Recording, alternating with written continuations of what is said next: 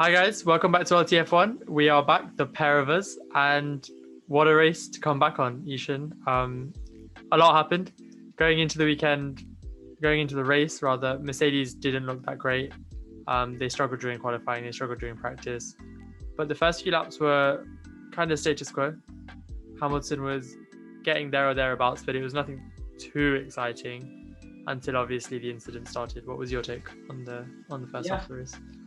Well, let's start off what was expected. We had in the first couple of laps Hamilton going, it looked like Leclerc looked like a sinking stone in the first few laps because he started first, then Hamilton went past him, then eventually 2 or 3 laps later as Verstappen, then eventually he ended up 6th at one point. But one thing at the start of the race I thought was interesting was a strategy that Williams went with. They went with, after lap 1 or 2 was it? They brought George Russell in and put him straight on the hards. Yeah, that was a weird one. It didn't pay off for them either because everybody else pitted and came out ahead of George. Not really sure what they thought they were going to do, but anything to try and get points for Williams at the moment, I guess, isn't it? I think what their idea was, we'll pit George straight away, and then slowly start to take some positions as people pit later on. But obviously, everyone had similar sort of ideas, and Williams didn't have the pace to do that. So It was a bit embarrassing in the end, really. Yeah, and obviously the tyres dominated this race towards the end because of the punctures and whatnot. But even towards the beginning, the fact that all the teams decided to pit within the first 10 laps, more or less, it was like we're 8 laps into a race and we've already got our first pit stops. And then they were wanting to take the hard to the end. How boring it would have been if that could have happened. 1 pit stop 10 laps into the race and then nothing after that. So I'm not saying I'm happy about the crashes, but I'm grateful that something happened to spice up the race. Everyone was saying it was an inevitable safety car today. Yeah. Because, I saw a meme on Twitter, and it was, we've got the 20 of the world's best drivers, but it's turn 15 at Baku that's too much for them. Killing every driver. So I thought there'd be a lot more trouble at turn 15 today, but it looked like everyone's going to find it out. There wasn't any. I guess it's just because they're not pushing as hard as they were in qualifying. Yeah. But I can't remember turn 15 being that much of a gremlin in past races. It was always turn 8 that would catch people out, and maybe turn 4, I think. But turn 15, it's just, I don't know, 2021, something's changed, and turn 15 is impossible all of a sudden. Yeah, so I thought there'd be more incidents there, but there wasn't.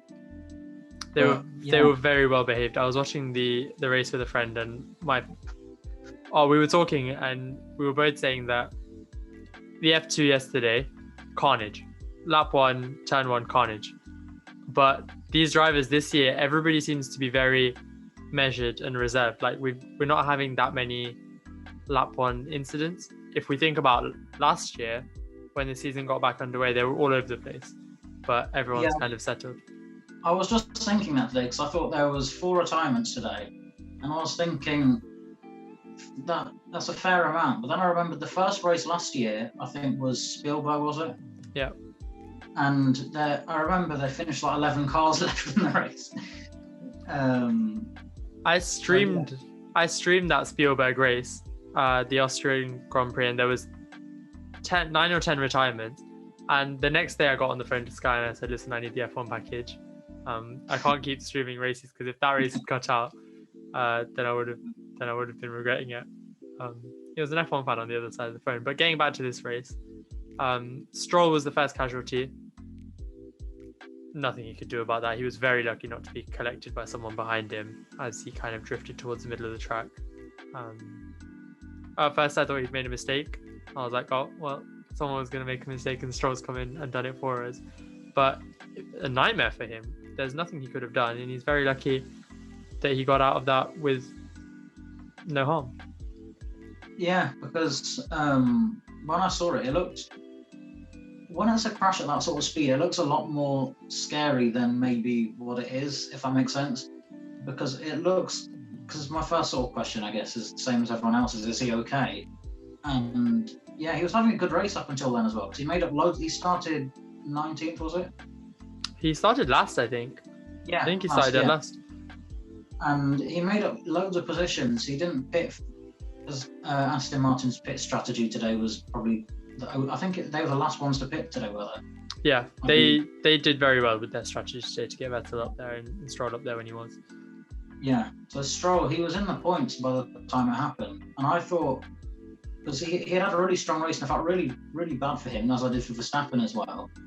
So I thought it could have been a really strong. I know it was a strong day for Aston Martin, but I thought it could have been an even stronger day for them if Stroll's race had carried on in the same trajectory it was going. Yeah, they seemed to get it exactly right, and it was robbed from them by the tyres, more or less. There's nothing they could have done about it. It looked like he was maybe even heading into the pits when he crashed. He was on that side of the track, so if he was heading to pit that lap, then that is just rotten luck. There's not much you can do about that. But yeah, that kicked off a chain of events that led to a sprint race at the end. Was it in that safety car period that Latifi decided that Williams told Latifi not to go through the pit lane? I think it might have been. Yeah, it's because he was what the incident was is he was just about to head into the pits, and then over the radio they were saying stay out, stay out, stay out. And then by the time that he had gone past the pit entrance, they were saying come through the pits. It's bizarre. It was absolutely bizarre. No one knew what they were sort of trying to go for with that. Like, it was just weird. Yeah, that was a weird moment. Not something you'd think to ever see. All the cars are heading into the pits, and then one car and team decides, no, I'm staying out on track. Very weird. I think that might actually have been afterwards with Max, but yeah, that kicked that off. Nobody came into pit because the pit lane was closed, and then by the time the pit lane opened, the cars had bunched up. It wouldn't have been worth it. It looked kind of difficult to pass today, even though we got a lot of passing. Someone like Bottas being stuck in 10th, and all of our viewers know what we think of Bottas on this channel, but Bottas being stuck in 10th, what? I cannot understand how he stayed there. People went past him, people dropped back down past him, and he just is happy in 10th. You could hear the team over the radio saying, get on with it, and there was just nothing. Yeah, I think we'll be making a video later on about this, about whether this is the end for Bottas, but my personal opinion at this point in time is I can't see Bottas coming back from this season. I know he's had a lot of bad luck, but he's the sort of person where when he's not having bad luck, he brings it upon himself. Yeah, he doesn't. In Formula One, you get bad luck and you also need to make your own good luck. Yeah. It comes to those that are brave and anything but. Because if you had switched him and Hamilton today, Lewis Hamilton, he would have at least made up 2 or 3 positions at least. Yeah, there was no way Hamilton would have been hanging around in 10th for that long. Yeah. It looked like Bottas is just sort of, he's there and maybe he's sort of given up. Maybe he, there's been rumours of Mercedes have told him, this is it, George Russell's taking a seat next year, which I'm not unhappy about. And, but maybe, I don't know, maybe he has given up. Who knows? It looks like he has. It definitely seems like it has. But what are you going to do? And people will say he sacrificed his quali for Hamilton yesterday, but it's not an excuse. You're in the midfield in the second best car this year they seem to have got, but you need to do better than that. Yeah, definitely. So moving along in the race, it was status quo. Hamilton couldn't touch either Red Bull. It looked like it was just going to end the way it was, and then a little bit like 2018, the leader gets a puncture, and Max's was maybe at a higher speed than Stroll's even. He was quite a bit of the way down the pit straight, and the tire's just given up. Again, absolutely nothing you can do about it. Yeah, it was lap 47, I believe. Yeah, lap 47, yeah. And I thought by that point, Verstappen's got this in the bag now. I couldn't see Lewis catching. Lewis was in third at the time. Perez was in second. I thought that was just how it was going to end. And at that point, I thought, when the crash happened, I thought that was it for... I don't know. I thought when it was red flags and they came in, and when the race I'm explaining this really badly, but when the race restarted, just before Hamilton's lockup, I thought Hamilton's getting past Checo Perez, and that's going to be Hamilton 1, Perez 2, Vettel 3. But yeah, it did look for a second like all was lost for Red Bull when that Verstappen incident happened. Yeah, and I was quite surprised by the fact that a red flag got thrown, because obviously there was no damage to the barriers, the concrete barriers, nothing's going to happen to them, and the debris was cleanable. But thanks to the new graphic and the new insight that we get on Sky, the teams and FIA, we can see that actually Red Bull asked for a red flag to be thrown so everyone could change their Pirelli tyres that seem to not be able to last as long as they're prescribed. And that really spiced it up. I was hoping and praying that we got a standing start, and Michael Masi came through on that, because we wouldn't have got the drama if that was a safety car restart. And it was very similar to a couple of years ago. It was a safety car restart in 2018. I think Vettel went steaming down the inside with the lockup to give someone else the win that year. And this time Hamilton, Toto's just said on Sky Sports that he flicked a switch that had his brakes in a different mode. I saw that. It was, forgive me if I get the name wrong, it's a magic braking system, something along those lines. I can't remember the exact name of it. And basically what it does is, using the electronic system, it warms up the brakes before, so the brakes are basically pre-warmed. And Hamilton had left that on during the red flag, I think, just before the race start. So it overheated, I believe. No, I think they're supposed to, because you see that from Hamilton quite a lot, that his brakes are like steaming hot on the grid. But I think he said that when Perez came over to squeeze him, and he just made that little movement, he flicked the switch again, so it went back into that warm-up mode. So his brakes were essentially off, and that's why he didn't even try making the corner, because he probably would have just crashed out. But yeah, really unlucky for him. We don't see Hamilton making a lot of mistakes.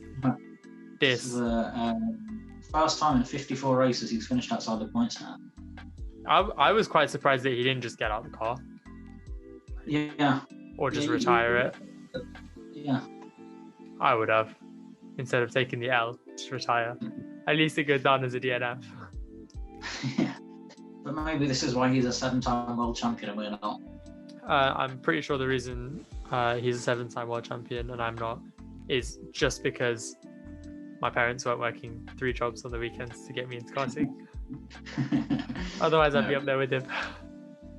There was one incident at the end I wasn't sure about. I never sort of found out what happened. That was with George Russell, just before the restart. Yeah, he just kind of peeled off.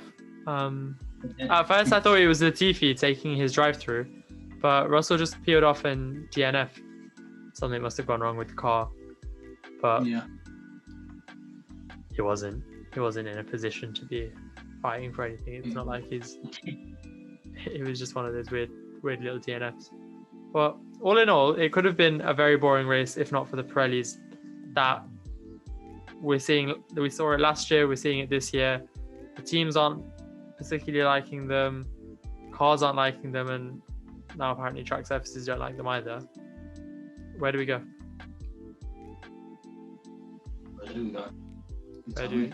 Well, David Coulthard thinks it's time for the tyre wars to come back, and I 100% agree with that. You? Yeah. Tyre wars? Oh, good. Yeah. So we need to get Raj on, because we agree with each other too much. Yeah, we have nothing to debate about, because you say something and I just say yeah, I agree with it. Because it's always Raj that provides that a bit of spice. He messaged me. He'll say something completely outlandish that no one's ever heard, and exactly. Exactly. But yeah, it was a good race. How would you rate it so far? How do I rate it? What rating system are we doing? Is it out of 10 or? Sure. Out of 10, relative to this season, though. Relative to this season.